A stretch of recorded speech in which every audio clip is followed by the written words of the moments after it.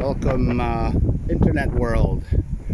We are in Cuba. This is actually our last day, almost a full day, and we just came back from renting a bike. This bridge over here is the one that takes you to the airport. You go into Santa Clara, which is the closest town, and the motorbike place is there. It costs us 70 Canadian dollars for 5 days. No, it was 90 plus $10 Canadian. So about $100 for 5 days. This is your first, one of the first hotels. Rock Barlovento, 4-star, just down the road by, this is the canal that they built in the 30s.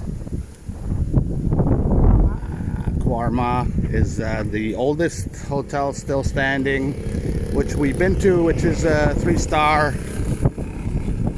Not the greatest, but the beaches are the same everywhere you go. And so this is where the strip starts. It starts with Kaya 1, Kaya 2, Kaya 3, and so on and so on. This year, as opposed to other years that we've come, the money situation is a lot different. The food situation is a lot different. There's some shortages. For a few days there was no milk. We've talked to other people at other resorts where there's a shortage of milk and eggs, and you don't see too much beef, mostly chicken, have some fish, pork, yeah. And here's one of the restaurants that you could visit, actually, that we've heard is pretty good, pizzeria, where they actually take Cuban money. So with the Cuban money, we exchanged at the hotel for 18 Cuban pesos for $1 Canadian. Then we discovered, because it wasn't like that before, when we got into town, some people will give you up to 50, 60, even heard of 80 pesos for $1 on the black market. Pretty much everybody at any store will exchange money with you because they're desperate to get US or Canadian or just other currency. When you do go to a restaurant, they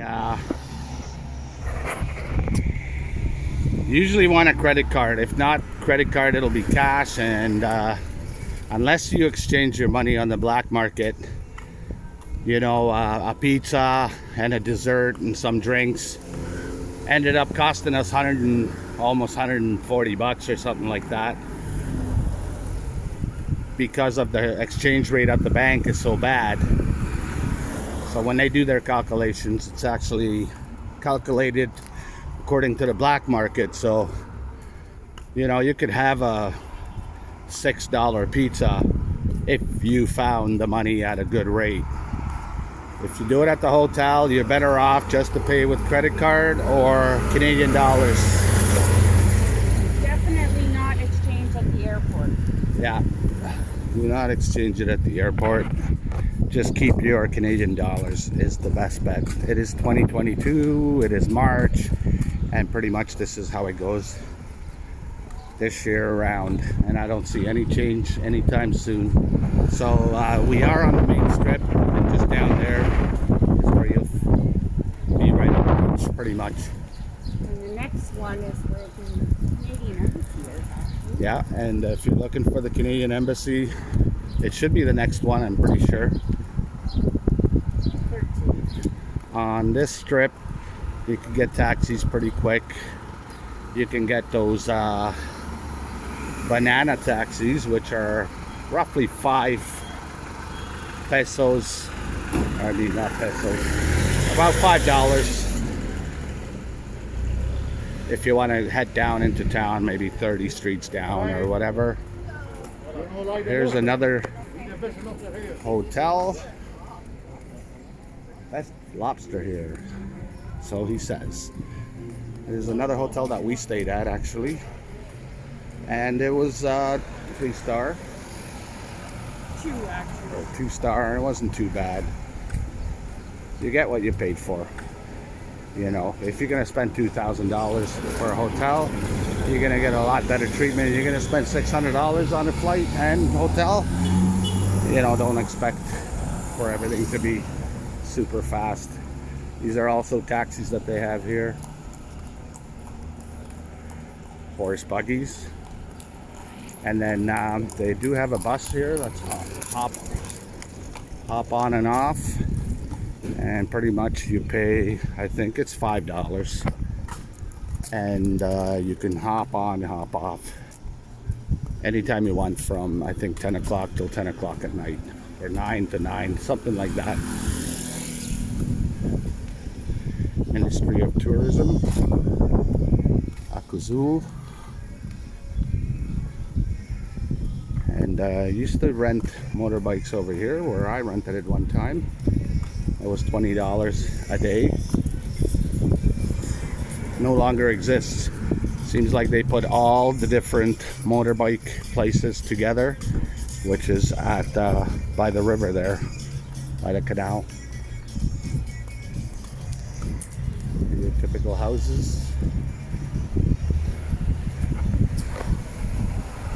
A little bit of a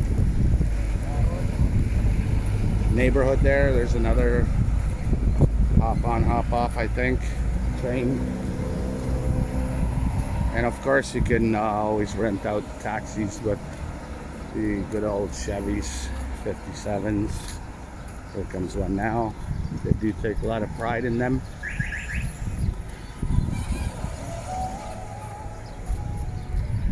They constantly honk at you to see if you want. Let's go have a look at the beach today.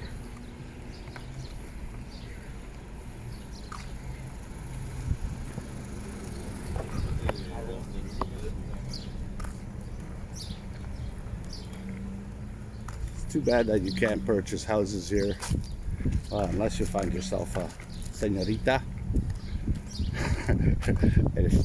and get hitched. Even that, I'm sure, would be pretty complicated. Some nice casas here, that's for sure. So yeah, if you stay at one of those hotels over there, you just walk through one of these alleyways.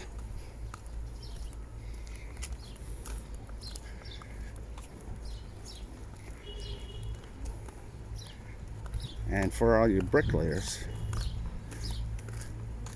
I don't know if he's laying brick or if he's putting cement. I guess half and half.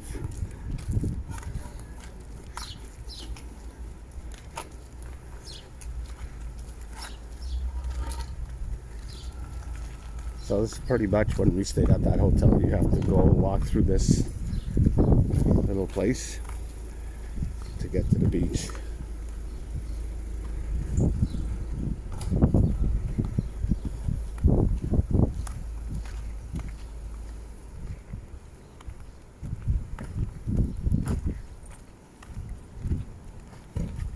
Taking a break.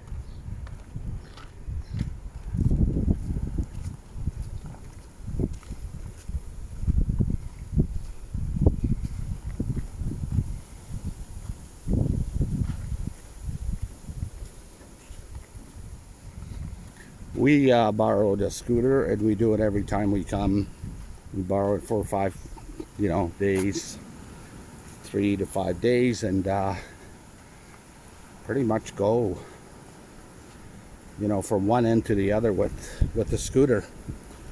Just a little adventure, and we love it, going through old towns, and you really see the Cuban life. But this is what most people come for. And the water, it is spectacular, and it's not overly cold.